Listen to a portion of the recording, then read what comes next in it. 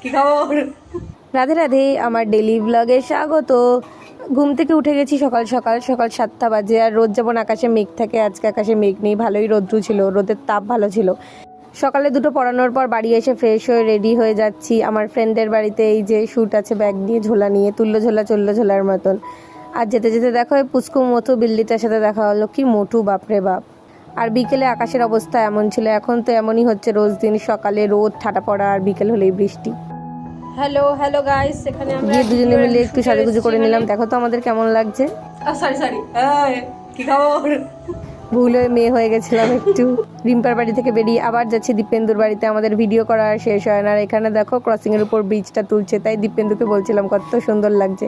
বাড়ি ফিরে দেখি যে বাড়িতে কারেন্ট নেই। আর আমাদের এখানে তো একটু হাওয়া দিলেই পট করে কারেন্টটা কীভাবেই যেন উড়ে চলে যায়। সন্ধ্যাবেলা অনেক খিদে পাচ্ছিল, তাই একটু বাবুজিকে খেয়ে নিলাম। আর এখানে দেখো মশার সাথে আমার জাত শত্রুতা আছে, একটা কামড়ালেই কেমন অ্যালার্জি হয়ে যায়। এভাবেই একটা সুন্দর দিন শেষ হলো, দেখা হচ্ছে পরে মিনি ব্লগে, টাটা।